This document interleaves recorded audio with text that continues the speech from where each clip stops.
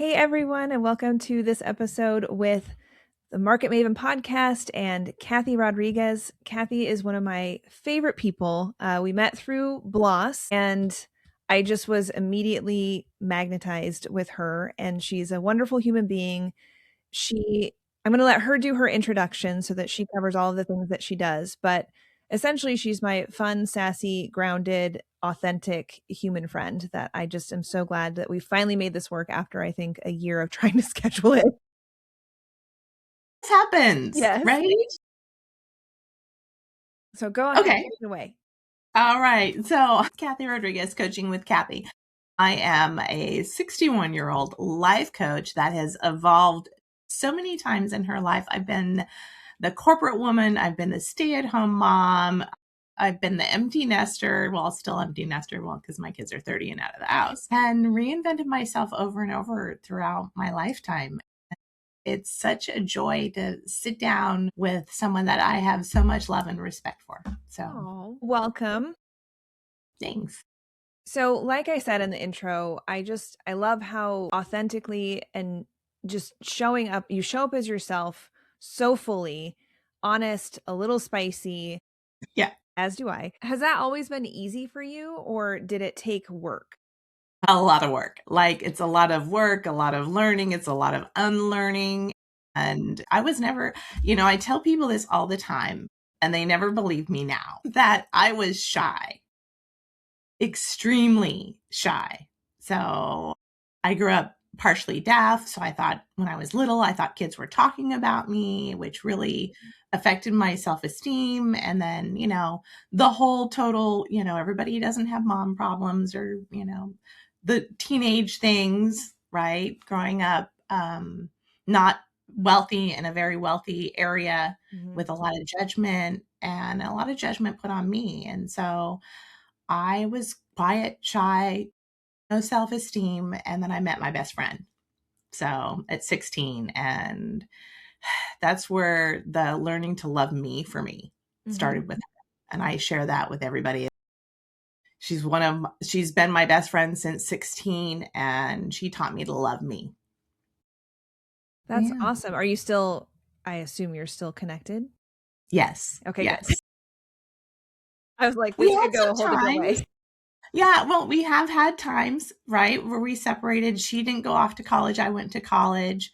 We disconnected for a little bit and then we reconnected. And then we just, I've moved multiple times. And so that's not always easy to sustain when you've lived in 5 or 6 different states. So she's always lived the same place and we reconnect. But that's the one story I share with everybody is I was really blessed and that at 16 years old, I found that person that could teach me to love me.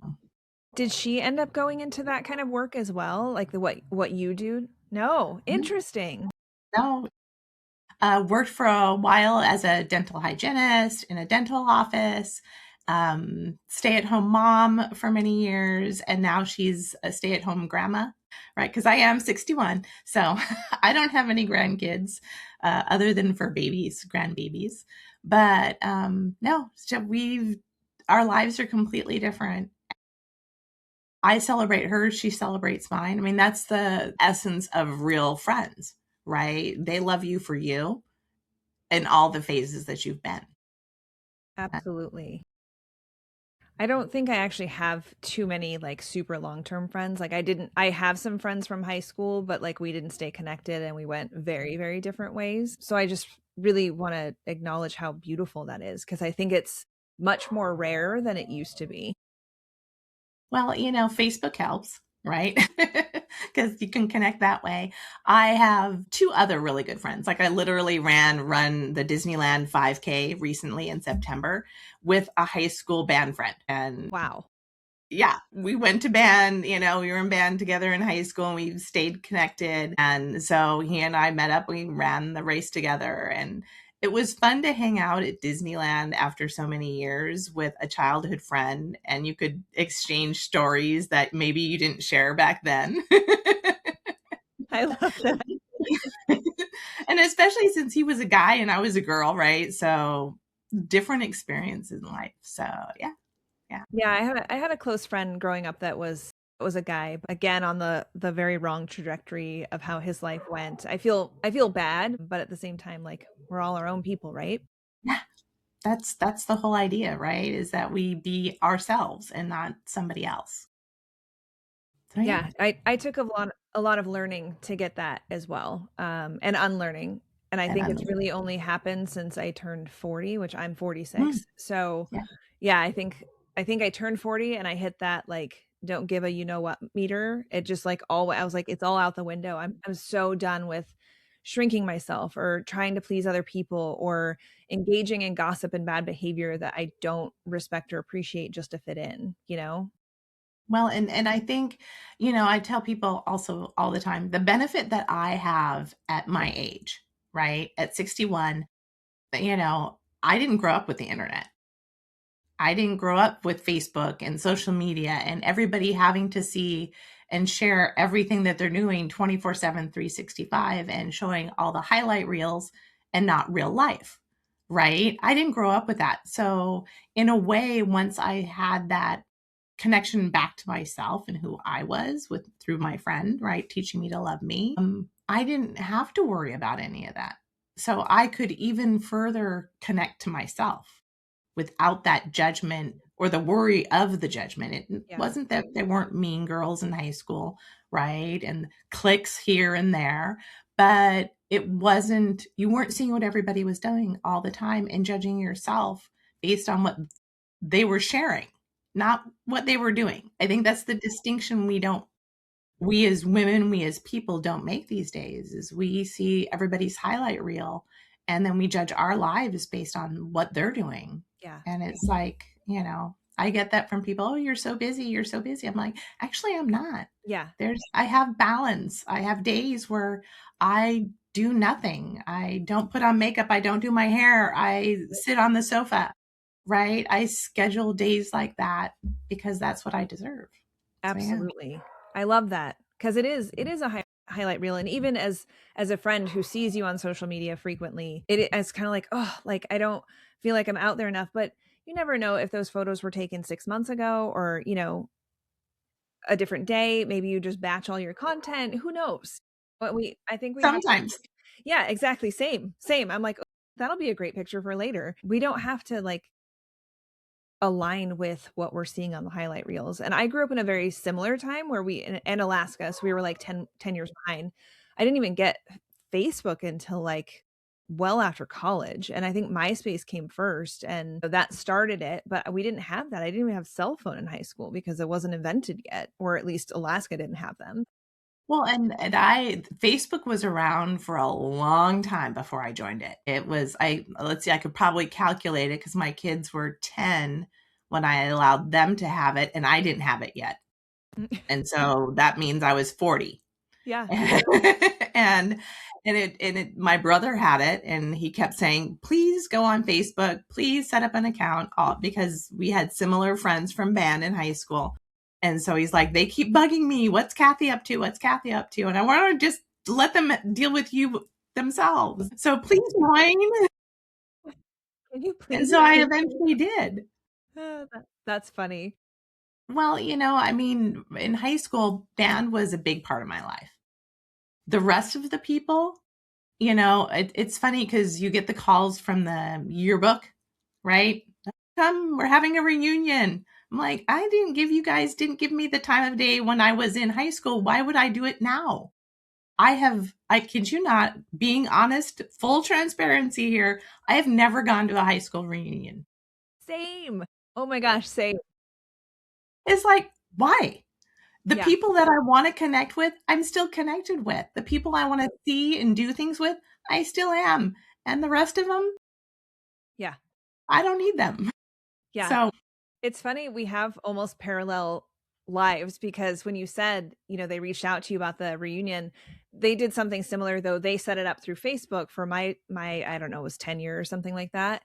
And I was so like physically upset about like getting invited to this group and stuff like that because I was not a popular kid. I wasn't the bottom barrel, like loser for what it, lack of a better term.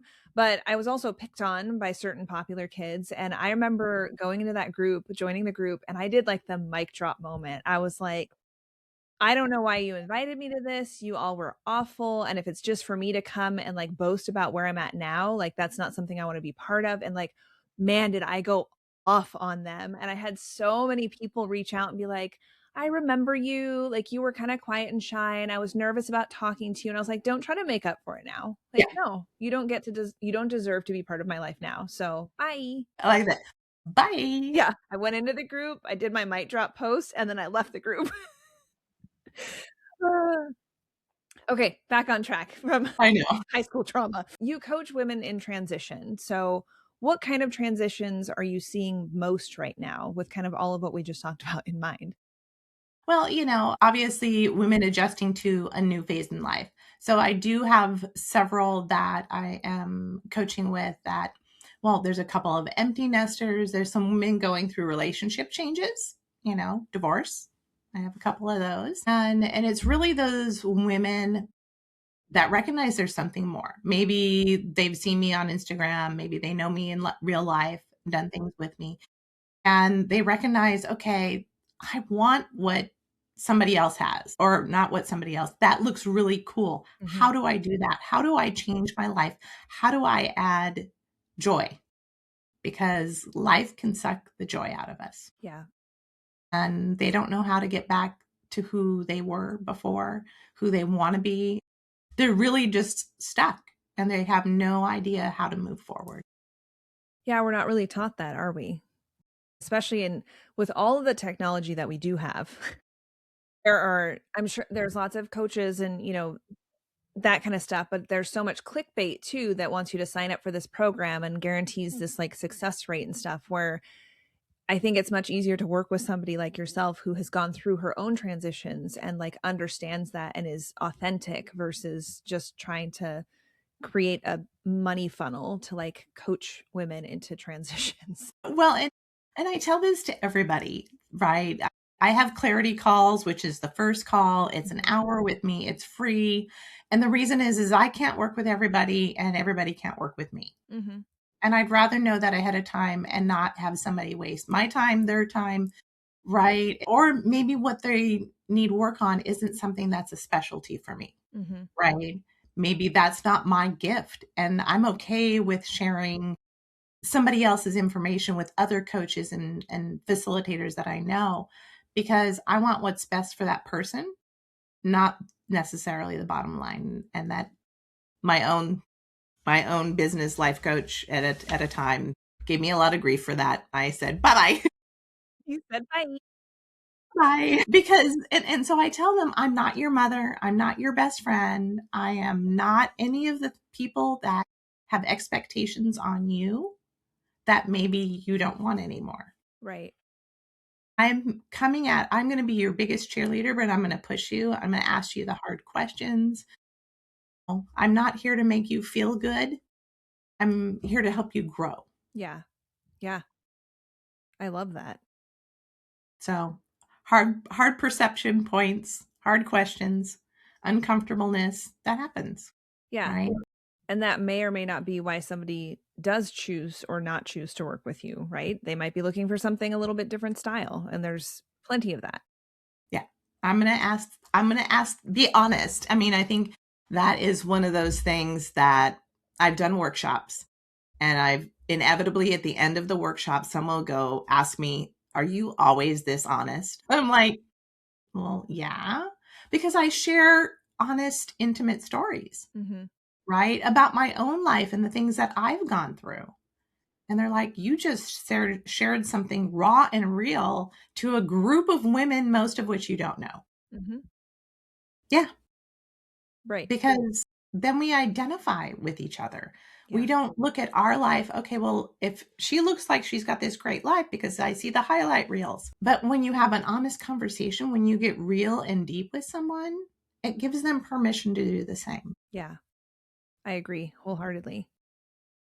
So, with that said, I kind of want to dive into the first focus point, which is something that's near and dear to my heart because it's just an always work in progress. I feel like more for women than anything else. Self love without the cringe. Going back and saying how there's all of these programs that like guarantee results and blah, blah, blah.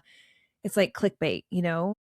But I think that self love, along with what we'll talk about a little bit later, boundaries, are some of those words that are so like overused now that it's just like commonplace and it doesn't have that impactful meaning that it can. So I want to kind of talk about normalizing self love for women who are exhausted, busy, and skeptical, because let's be real, I think we're all kind of taught now to be skeptical of everything. Skepticism, healthy skepticism is good, Yeah. right?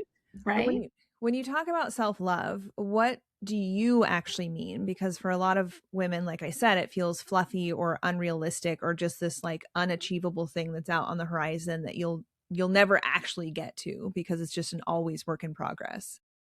Well, I mean, I'm still a work in progress myself, right? I mean, we all are. I mean, hopefully, right? That's the growth process. But for me, self love is, so I did a workshop called Self Love, a day retreat called Self Love and Self Care. And a lot of people think self love is self care. Mhm. And that is part of it, right? I love myself enough to give myself self care. But that doesn't mean self love. Self love means recognizing and loving yourself fully and completely with all the reality of you, Mhm. right? All of the versions of you. I can love a previous version of myself and appreciate that previous version without losing who I am now, right? It is, I tell people, it is, I love that you put on a pair of shoes, Sarah, that didn't match. That's self love because you love yourself enough to say, I don't care if somebody looks at my shoes and says anything, right? Self love to me is loving each and every identity you've been, that you are now, that you are going to be fully. You know, I'm okay with yelling and screaming at the television. My sons do not like being in the house when there's a football game on. I love cars. I'm the one that rolls the windows down when there's a muscle car pulls up next to me, and my sons are like, and I do it anyway, right? I love the masculine side of me and the girly side of me. That's self love. Yeah. It's recognizing I can be my own unique, quirky self, and I'm okay with it. And it doesn't matter a hill of beans, like you said earlier, what everybody else thinks, wants, or believes I should be. Yeah. That's self love. I love that. Do you have thoughts on why women in particular, especially business owners, struggle so much to give themselves grace and self love? Well, I think we're rewarded in life for being productive, for powering through, for pushing, right? That's the masculine side of us, Mm-hmm. right? And society in the world likes to throw at us the soft side of us is not positive, Mm-hmm. right? Grace feels like weakness to some people, right? Giving myself grace, giving myself compassion, empathy, understanding, patience seems like, wow, I can't do that.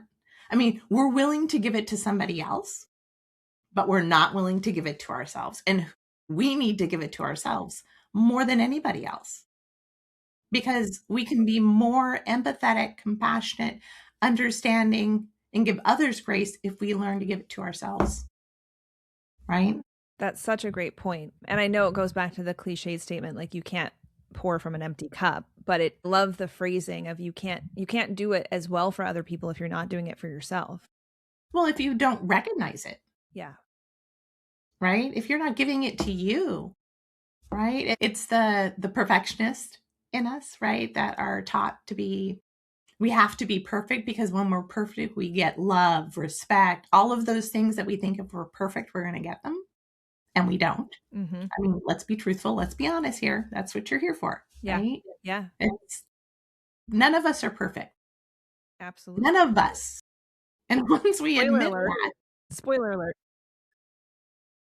but the people think that they have to be and that the only if somebody is only giving you love, including yourself, if you're perfect, we're never going to get that love. And that person isn't the person we want in our lives. The people in my life, my friends, my family members, the people that truly love me in all, again, the same thing. All the parts of me. The one that gets angry and when she's pissed off cleans the house, right? The one that hibernates, because I do. I hibernate in anger. I hibernate because I need to just not people anymore. They're going to love me and appreciate me for that as well and be okay with that. But we feel we have to be perfect to be loved, to be respected. Mm-hmm. We feel we have to be everything. Yeah. But we can't. Yeah. Yeah. It's not possible. No. And once you realize that, I think that is the biggest thing, is once you realize that we can't control what other people's reactions or responses are. Ever. Again, spoiler alert, right? You can say something completely well-meaning from the heart and they're going to take offense, and there's nothing you can do about it. And you can't let that ruin your entire day and affect your self-worth and self-esteem. Yeah. Because you can't control that. Nothing you can do about it. Yeah. I love how this kind of ties into, specifically in my world, market vendors, small business owners. They're constantly on, especially creatives, creating, selling, and putting themselves out there and peopling for quite a few hours. Even before the market starts, they're peopling with me, they're peopling with other, market vendors. How does self-love show up when, either your service doesn't sell, or a day flops, or it's a random Tuesday when you're behind on emails and questioning everything of like, why am I doing this? Because I've had those days. Yeah. Well, I mean, it's not going into that. Self-love means not heading into that spiral and kicking yourself because you have 15,000 emails, and recognizing you're done, you can't do more, and saying, you know what? I'm better if I pause and take whatever break that means to me and I need in that moment before I jump on those emails or those calls or those texts. I literally leave, because I work at a gym too, right? I will leave the gym and I will go somewhere else before coming home. If I know my husband's at home with work, right? Because I need to decompress, take time for that's self-love, right? Is saying, you know what? I'm going to stop and I'm going to take a walk in a park before I jump into the next thing on my list, because I'm not going to respond how I need to any of that if I don't take that decompression time I need. Yeah. So it's less saying what's wrong with me, what can I do better? It's more, what do I need? Yeah. So what does Sarah need? Yeah. At the end of a long day? To jump on those emails and texts and calls? Or does she need a space? Yeah. Or even getting bad news or being angry or something like that. It's not going to be productive for anybody involved, because I know I'm not going to react. Well, it might be authentic, but probably not the best and most professional authentic. Right? So, that's what it is. Self-love is, closing the laptop and going for a walk. Right? Or a run or whatever it is. It's finishing the hard thing even when you're not inspired to do it. Right? It's feeling good about yourself and treating yourself fairly. And recognizing, again, not perfect. Yeah. Not going to ever be perfect in it. And that's okay. Yeah. I think more people, I'm not perfect, and that's okay. I'm doing the best I can. Exactly. Yeah. Aren't we all? So the next kind of focus topic is the self-talk and the stories that we repeat to ourselves. I want to help listeners recognize kind of that shift in internal narratives without the focus on like fixing themselves. You've touched on a lot, like you're not here to fix somebody or be their mom or their best friend or anything like that. And I think that it's super valuable to know that we don't also have to fix ourselves. You can fix certain patterns or things. You're like, I know I need to be better about that. But what are some of the most common things that women say to themselves that you hear in coaching sessions? Uh, I should be further along in Mhm. life, right? I've missed my chance at X, Y, and Z. And I'm like, Mhm. really? I'm 61. I got my yoga certification at 56 and my life coaching certification at 57. Mhm. You're never too late to whatever, Yeah. right? And I think that is, I'm not enough is the biggest one. I'm not smart enough, pretty enough, I'm too old. It's the I'm not enough, fill in the blank. Yeah.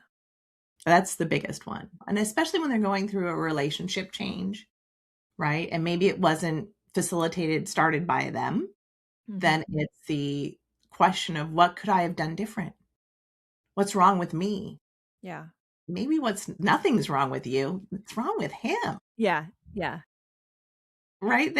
I mean, seriously, we take on the judgment and the fault for everything As women. as women, Yeah. right? Yeah. Yeah.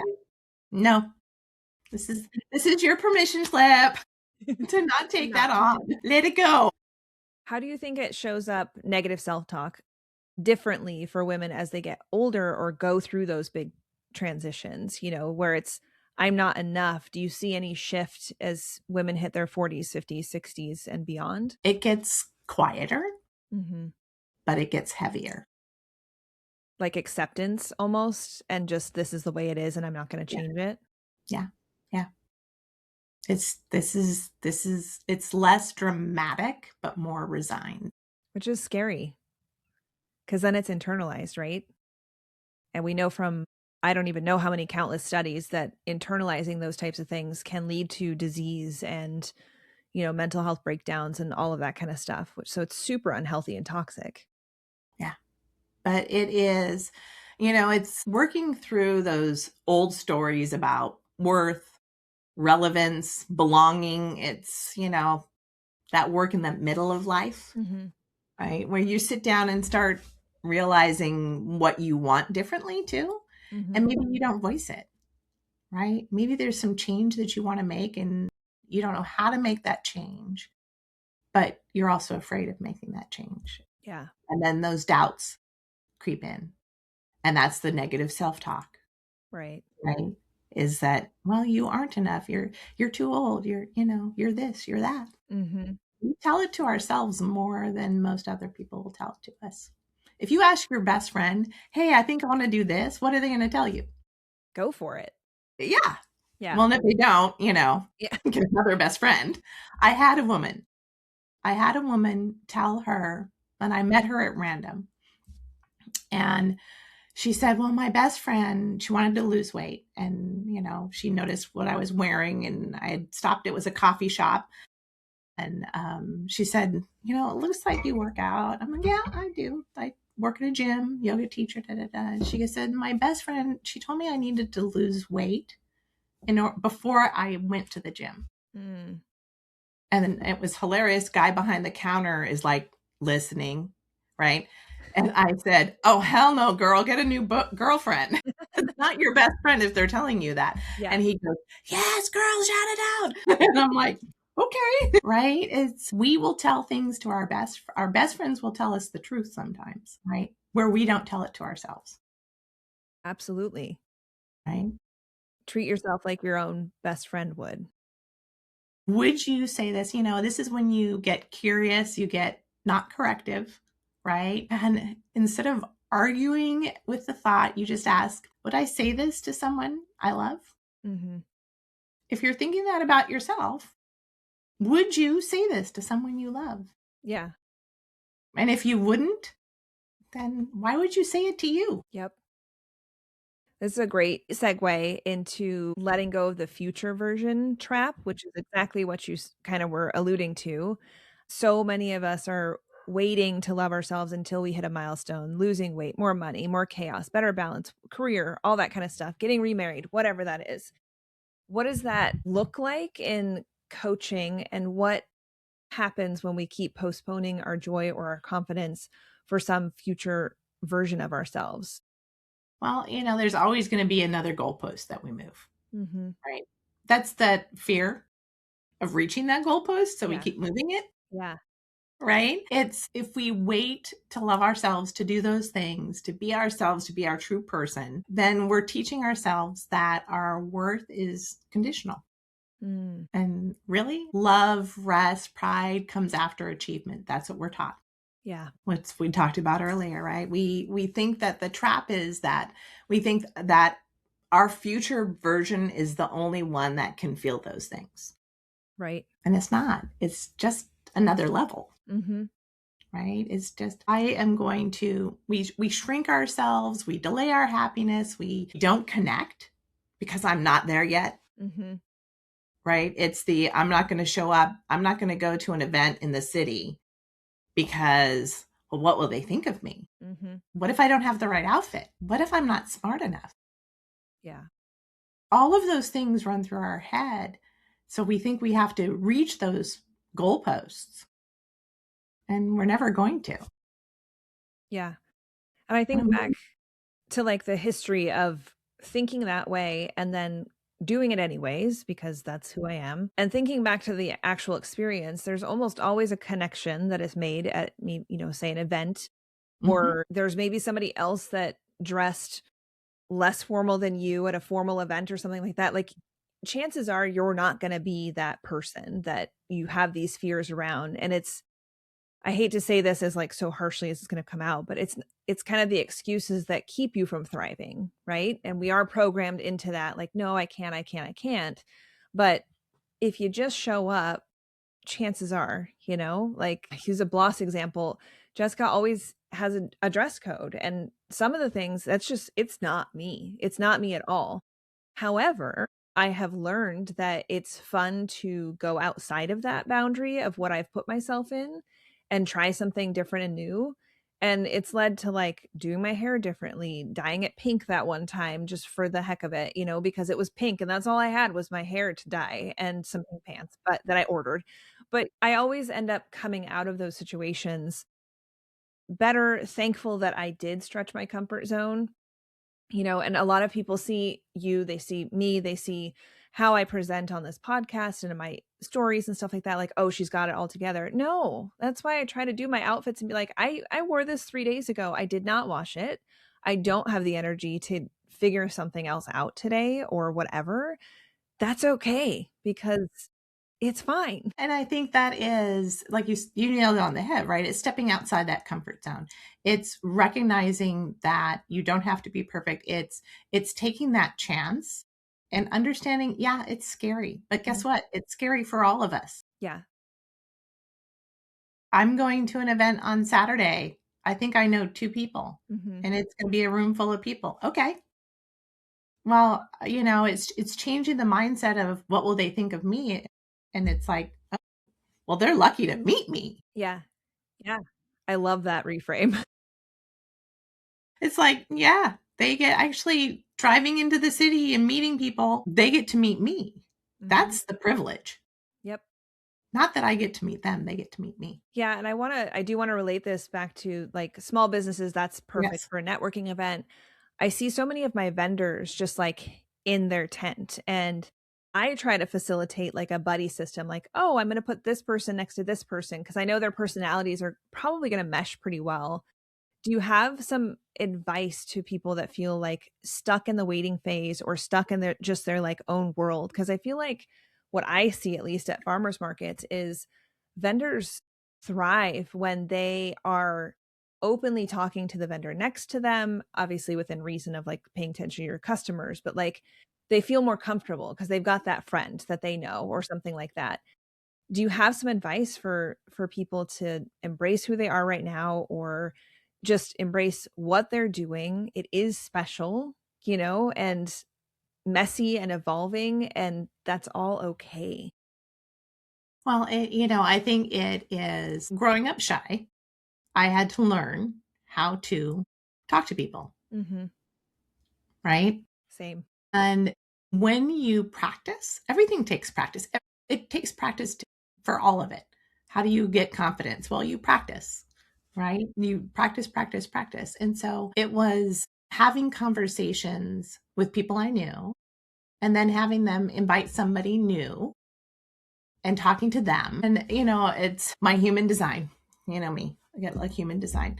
My human design, my identity center is open. It means I'm a chameleon. I can find connection with everybody. And so once I got more comfortable with me and with going out and being me as me, right? And not worrying about what anybody ever thought of me. I don't care if they whisper behind my back. That does not affect me. If they're gossiping and going, pss, pss, pss, how is that? I'm not going to let that affect me. And so it is sitting down and stepping outside your comfort zone. It's really easy to do when you go someplace and somebody has a name tag on. Practice with that. You're at the grocery store. You say, hey, thank you so much, Peggy. Yeah. Usually Peggy will be floored that you knew her name, even though she's wearing a name tag, right? Thank you. Acknowledging other humans. We've gotten through COVID, but even before that with our cell phones, we've gotten away from feeling comfortable interacting with other humans. Yeah. And so you practice on the small things. You're passing somebody by. I tell people all the time, random acts of kindness, right? You're passing someone by and they're wearing the cutest pair of shoes. Oh my God, I love your shoes. Mm-hmm. And they're like, thanks. You just brightened their day because a random stranger said, but you made a connection to somebody. And it was so fleeting because you're passing that there isn't the pressure. Does that make sense? Yeah. There's not a pressure to have like a full conversation. Right. But right? It's great practice. Great practice. So feeling free to go up to somebody and just say, hi, I'm Kathy. Mm-hmm. And maybe even using that as a segue. You know what? I really love your bag. That's the segue, right? I really love your this. I really love, oh my God, your hair is fabulous, lady, right? For you, I'd say, oh my God, those glasses. Where did you get those? Those are amazing. Right? And then that starts a conversation. Yeah. Or it doesn't if you don't want it to. Yeah. Right? Yeah. You can say thank you, or you can be like, gosh, I know this really cool local company that designs them. And then it starts a conversation or a story. You can tell a story too. We suggest at the market for people, especially vendors, if a customer comes into their tent and they're wanting to engage them instead of, I think Rachel Morgan teaches this a lot too. Instead of just, hi, how are you doing? What are you looking for today? Let me know if you have any questions. Oh my gosh, did you get those carrots from XYZ farm? Because I love them. Have you ever tried this? You know what I mean? And man, you can hook somebody in, and not necessarily to sell them, but you've already made that connection. And they appreciate it that you're not just like, oh, you're looking for a new pair of earrings today? You know what I mean? They're like, oh my gosh, I just made this connection. And then it might evolve into a story. And then you've built somewhat of a relationship with that person that is likely more apt to purchase from you because they're just like, oh yeah, that's the lady that loves the carrots. Well, it's like you said, Rachel is really big. It's about the open-ended questions, right? Versus just, hi. How are you? How are you? Right? It's finding some way to connect to somebody. Mm-hmm. Right? That's what I love about my chameleon self is I can find something in common with just about anybody because I'm not stuck attached to who I am. Mm-hmm. I can be whoever I want. I can be, I just said this the other day to somebody. I just went into a store and bought this incredible gown. I was wearing a red camo t-shirt, jeans, and Converse tennis shoes with flames on them. Uh-huh. And I'm trying on a gown. Yeah. It's all the range of Kathy, right? It's the various shades of Kathy and being okay with all of those various shades of yourself and appreciating all of the various shades of everybody around you. I mean, that person you have a conversation with maybe turn out to be your best friend. Mm-hmm. Yeah. Rachel and I were met at a Bloss thing and we were standing in the hallway and everybody was moving and we're just waiting. And we struck up a conversation, right? And now we hang out and do stuff together because of a random conversation waiting in a hallway to go down to the bigger area, Yeah. right? Yeah. And we followed it up. We had a coffee, met for coffee, and did that whole thing. But everybody has unique and powerful gifts. Yeah. My Why would we celebrate them? Right, exactly. Just getting into Bloss, like you bring up Bloss, and this isn't a shameless plug for Bloss, but I was looking for a new networking event and I happened upon some random post on Facebook where the event was sold out. I was like super bummed. I was like, man, that's a bummer. Sure enough, somebody was selling a ticket. And then the doubt came in. I was like, oh, hang on. I don't know if I want to do this because I don't know anybody that's going to be there. And that's going to be really intimidating. And these all look like very young, pretty girls. I don't know. I don't know. I don't know. And then I was like, you know what? Just do it. And that was the first step. I feel like a very pivotal moment in meeting some of these people that are now very close friends of mine, meeting new people each event, and just looking back, I'm like, man, if I hadn't done that, gosh, what a bummer.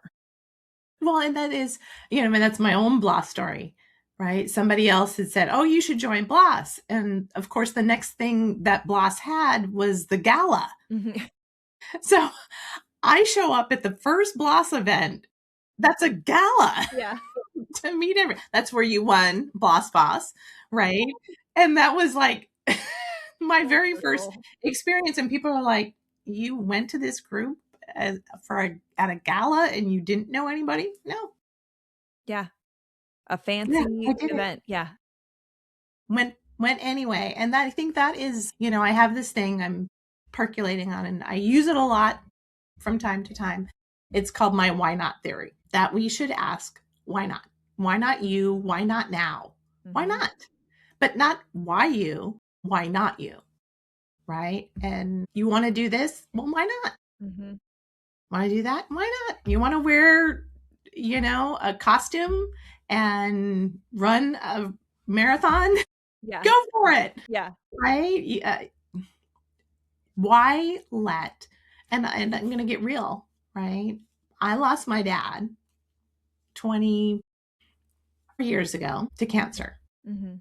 And we were cleaning out the desk and I found his bucket list. And I was 37 years old and my twins were 6.5.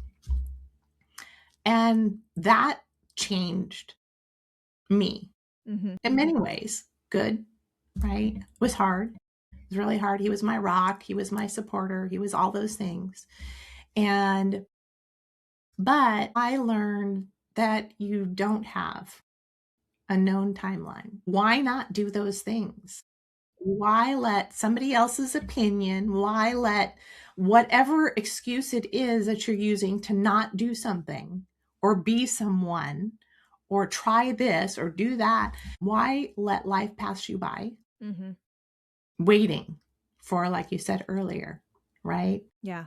The this or this. Yeah. For sure. Why not do it? I mean, when somebody asks me, I tell people that I've been that life coach my whole life. So really I got a certification in something I already did very naturally, Mhm. right? But I also had my dad, and losing him teaching me that life is too short to worry about what anybody else thought. Yeah, that's the point I think I hit on earlier with my 40s. I was just like, hang on, what are we doing here? Especially with COVID being part of, I turned 40 the year that COVID happened. And so it was just really like eye-opening of why when the world could literally fall apart in any moment, what am I doing? Why am I spending time with people that don't lift me up, that I feel crappy, after being around them? Or why am I not going for this, doing another market, whatever? Well, so that's the question, right? What would be your next big why not Mhm. for you? Right?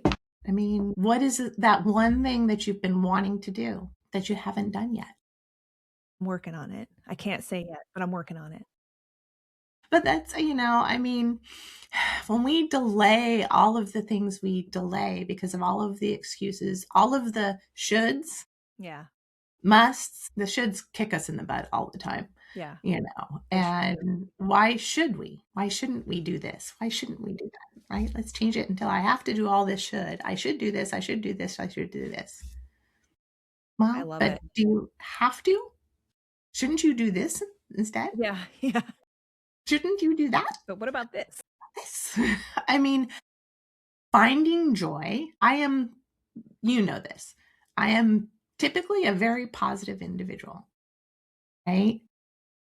I want other people to find that joy, that passion, that excitement in their day, every day. Yeah. You know, when you figure those things out, when you realize the greater grand scheme of life, why waste the time Mhm. Yeah. doing things you don't love, hanging with people that give you grief and attitude and that leave you completely drained? Yeah. Emotional vampires. Hmm. I mean, sometimes, you know, you can put them in little boxes Yeah. and say, okay, I can give you an hour. And that's, I know you don't like the word boundaries, Yeah. right? But that's, let's, instead of saying it's not a boundary, it's a self-respect framework. It's a self-trust in action. It is my non-negotiables, whatever you want to Yeah. call it. Right? I know this person is going to drain me. So I'm going to I can't eliminate them because of whatever else, but I'm going to limit their time and space with me, right? It's a privilege to hang with me. Yep.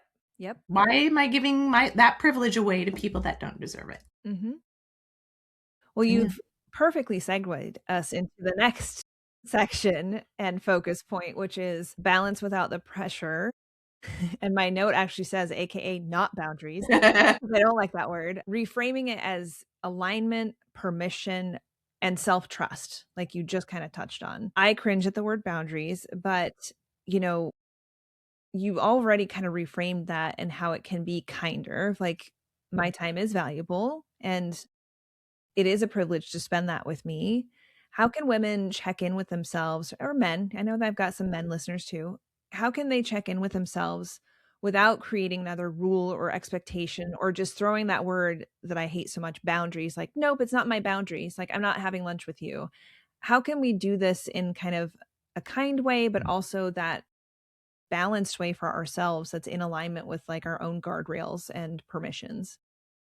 I mean, when was the last time someone that you've sat down, I asked this to almost every one of my clients, sat down and really thought about what your values, your core values, what those things are for you?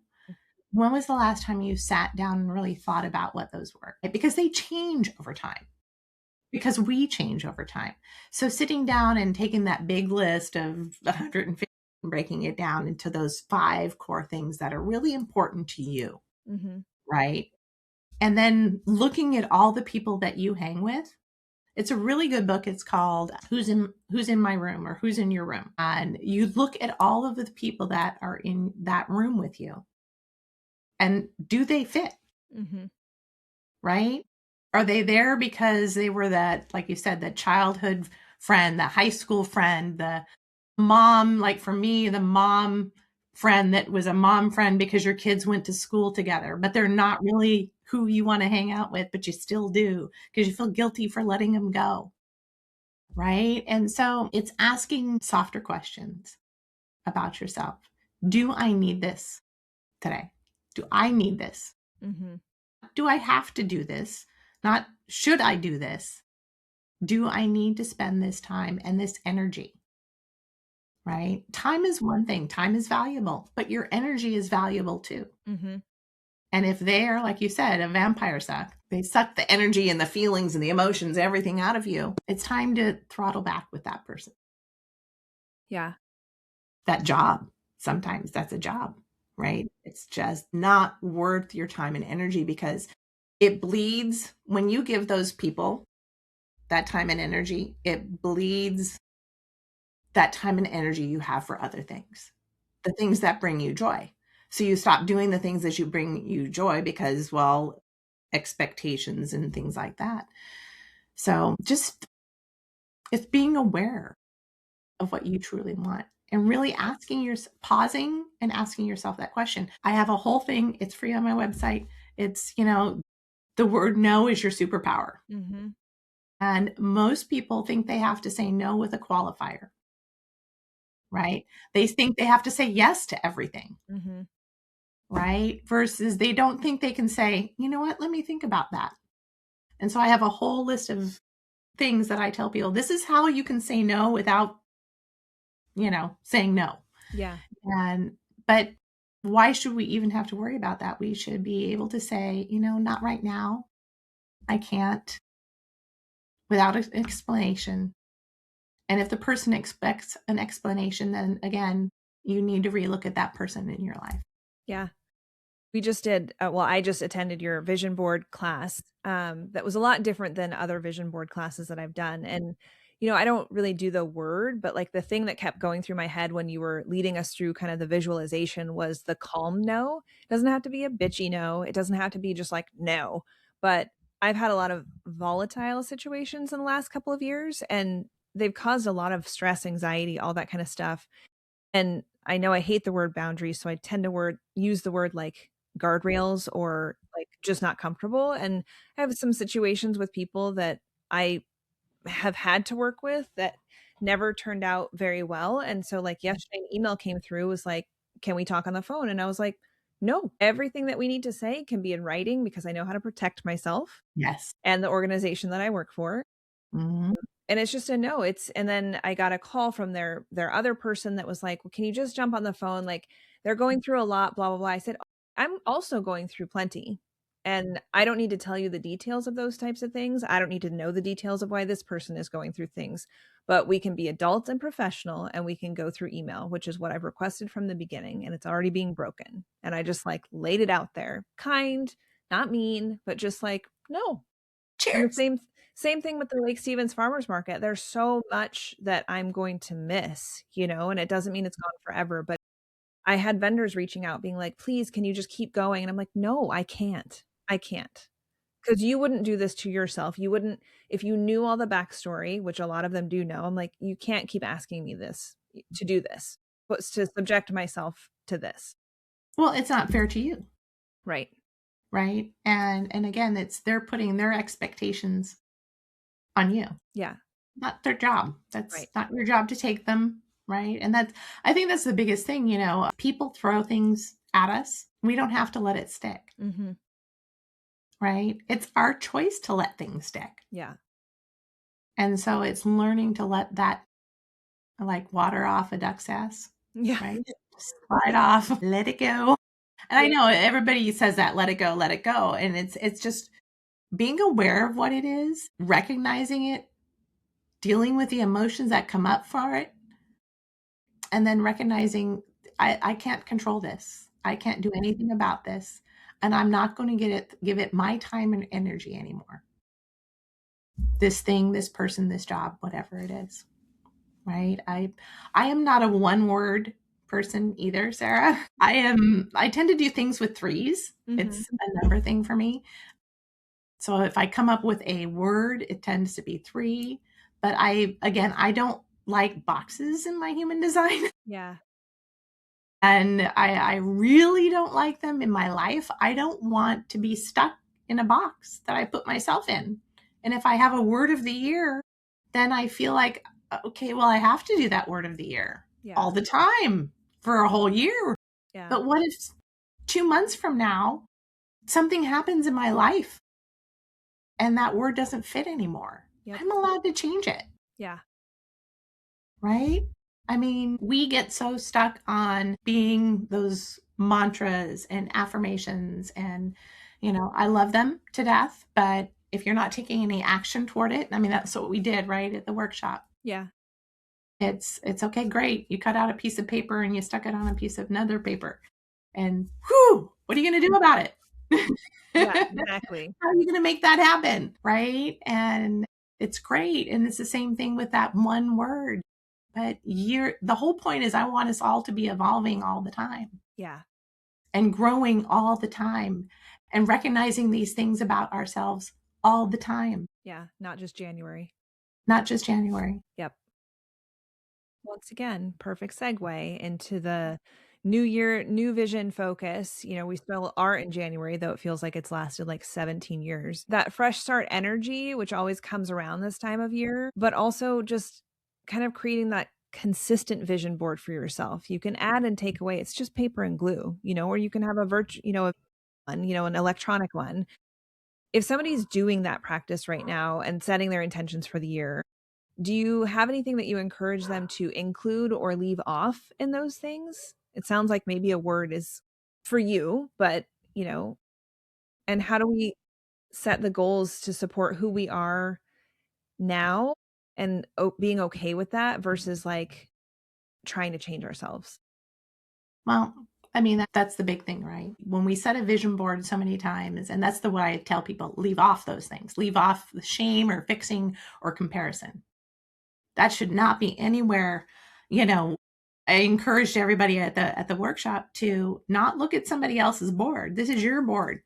Doesn't matter what they're putting on their board, right? And so my goals are not the same as your goals. My dreams are not the same as your dreams. The dreams that you have should be your own dreams. So if that means you don't do it in January, but you do it in February, March, April, May, June, whenever, right? Figuring out what you really want, why you really want it, right? That why is huge. And we talked about that. Absolutely. Right? What are you going to feel when you reach that goal?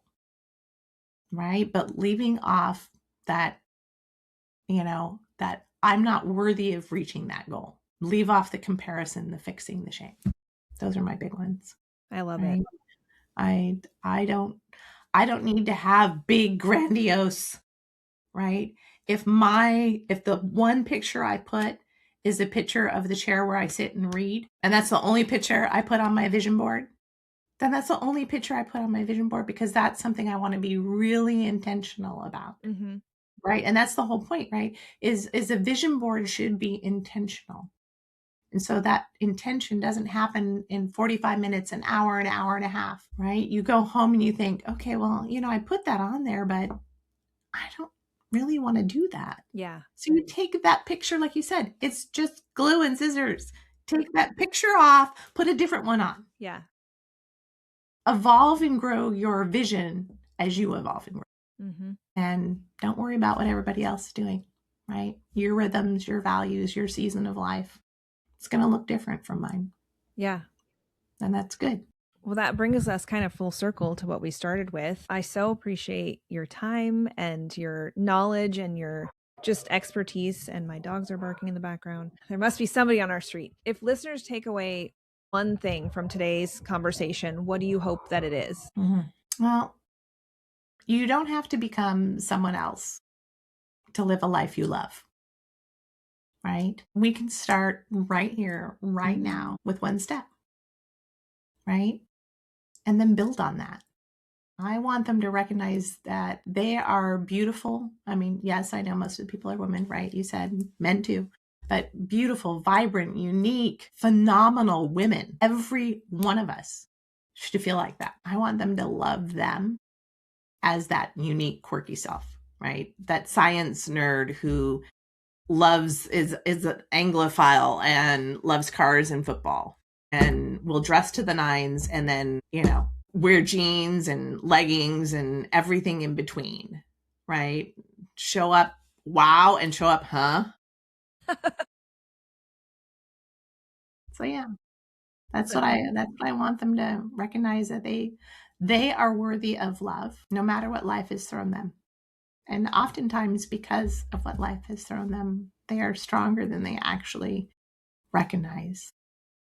Definitely. Well, thank you so much. I will be sure to include all the links and how to get in touch with you in the show notes. And I can't say how much I appreciate this episode, a year in the making. Well, I'm glad we finally did it, right?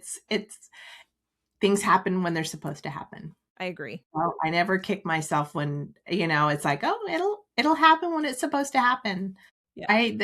It's the same thing with when you post something, everybody's like, oh, I got to post every day. And I'm like, yeah, I'll post when I want to, with what I want and what I want to say, because that day it's going to hit the right person versus trying to curate it fully and completely. Yep. Right?